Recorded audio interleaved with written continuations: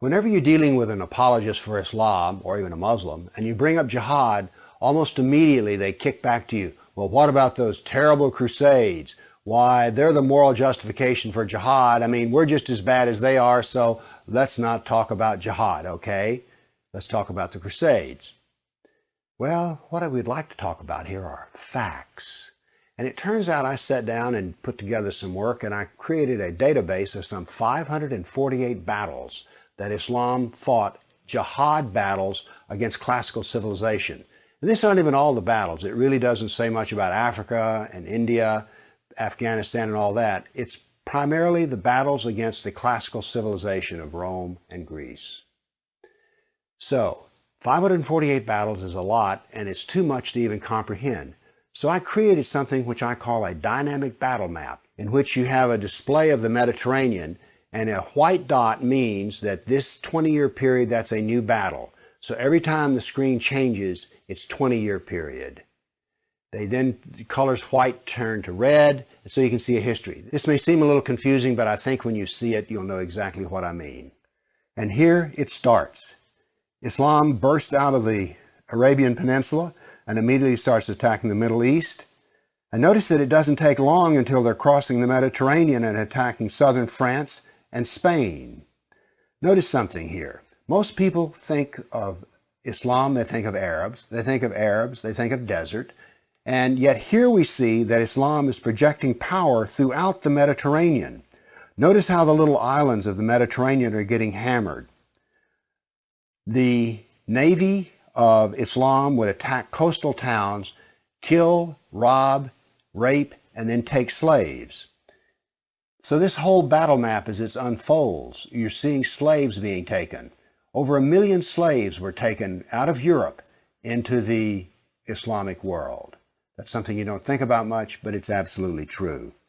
There were over 200 battles fought in Spain alone. And we also see, however, on the east coast in Turkey, that Islam is trying to break into Europe. Now, what's going to happen is, in Spain, this ongoing fight that lasted for 400 years, the Christians are going to push back the Muslims. But now then, what has happened over in the east is that Constantinople has fallen, and now then Eastern Europe is getting hammered. The jihad now comes to Eastern Europe. It's pushed out now of Spain. Northern Africa is now completely Islamic. The Middle East is completely Islamic. This is all jihad, relentless jihad. And why is it so relentless? Well, Muhammad was relentless in his jihad. And these people are good students of Islam, and so it's against the kafir, on and on. It was traditional that when the Sultan came to power, the brand new Sultan, he would immediately try to launch new wars, because he was going to be noted in his Islamic history as to how well he fought against the kafir. So that's what the jihad looked like over that time period, 548 battles. But remember, when you bring up jihad, people want to bring up the Crusades. So I also prepared a dynamic battle map of all the offensive raids of the Crusaders. Let's watch it and make a comparison. And so it begins. The Crusades enter into Turkey and the Middle East. Battles go on, but aren't there far fewer than you thought there might be? And here we go. The last battles are fought, and that is the end of the Crusades. So now then we can talk about some facts. Yes, there were Crusades, but notice they ended centuries ago, and jihad is being practiced today. Jihad has been with us for 1,400 years. There is no comparison between jihad and the Crusades, certainly not a moral comparison. And when you're looking at the Crusades, remember, in one sense, all of the Crusades were defensive wars. Why?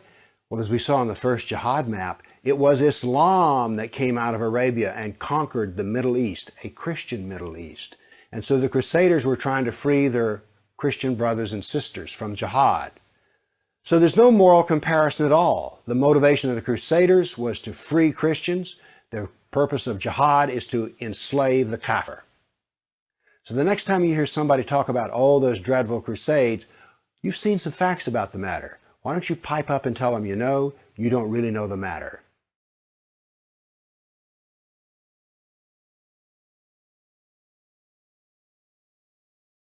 There's nothing worse than the Crusades. There's nothing worse than dropping nuclear bombs. There's nothing worse than the Crusades. There's nothing worse than dropping nuclear bombs. There's nothing worse than the Crusades. There's nothing worse than dropping nuclear bombs. There's nothing worse than the Crusades. There's nothing worse than dropping nuclear bombs. There's nothing worse than the Crusades. There's nothing worse than dropping nuclear bombs.